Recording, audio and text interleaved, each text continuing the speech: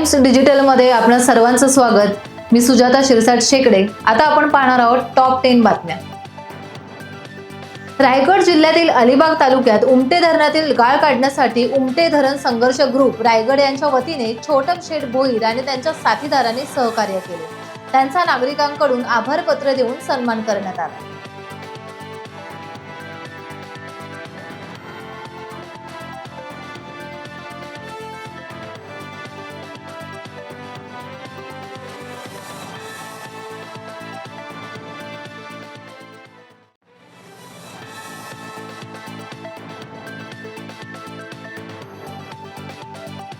जर 40 वर्ष जर त्याच्या 44 वर्ष जर माघारी पडले तर मग 42 वर्षामध्ये त्यांना का दिसलं नाही, ती आत्ताची भूमिका का आली, हा सर्वात प्रश्न माझा पहिल्यांदा लोकप्रतिनिधींना आहे।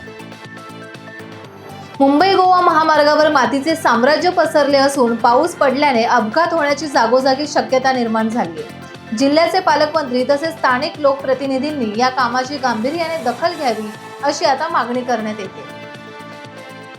उरणमध्ये पावसात सतत वीज खंडित होण्याच्या प्रकाराला कंटाळून त्याविरोधात योग्य ती कारवाई न केल्यास आंदोलनाचा इशारा भावना घाणेकर यांनी दिलाय। शिवाय वीज अखंडित चालू ठेवण्याची व संपर्कासाठी हेल्पलाईन चालू ठेवण्याची मागणी नागरिकांकडून करण्यात येते। प्रामुख्याने जुलै महिन्यामध्ये पावसाळा जोरात येतो।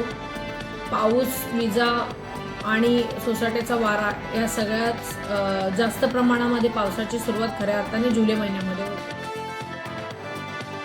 गोवा दोडा मार्ग बेळगाव कोल्हापूर मार्गावर तिलारी घाटात दाट धुक्यांमुळे ऑडी कार रस्ता सोडून संरक्षण कठड्यावर चढल्यामुळे अपघात झाला असून सुदैवाने कोणी जखमी नाही।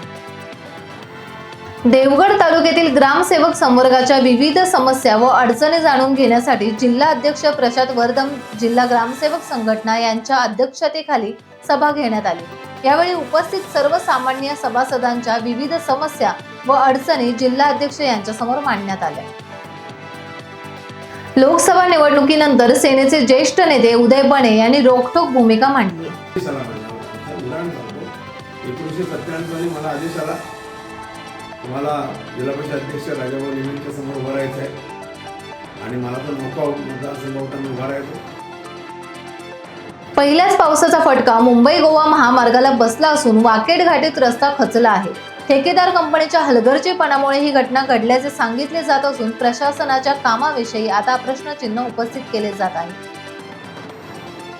मदत ग्रुपच्या वर्धापन दिनी कळंबणी उपजिल्हा रुग्णालयात रुग्णांना सरबत वाटप करून सोहळा साजरा करण्यात आला। देवगड तालुक्यातील जलजीवन मिशन अंतर्गत सुरू असलेल्या कामांची खातेनिहाय चौकशी करण्यात यावी अशी मागणी शिवसेना तालुका प्रमुख विलास साळसकर यांनी सिंधुदुर्ग जिल्हा परिषदेचे मुख्य कार्यकारी अधिकारी यांच्याकडे लेखी पत्राद्वारे केली आहे। सकल मराठा समाज सावंतवाडीच्या वतीने 10वी-12वी उत्तीर्ण झालेले सुमारे 150च्या वर विद्यार्थ्यांचा गुणगौरव करण्यात आलाय। यावेळी माजी खासदार डॉक्टर निलेश राणे आणि इतर मान्यवर उपस्थित होते। तर या होत्या आजच्या टॉप 10 बातम्या। अशाच माहितीसाठी पाहत राहा टाइम्स डिजिटल।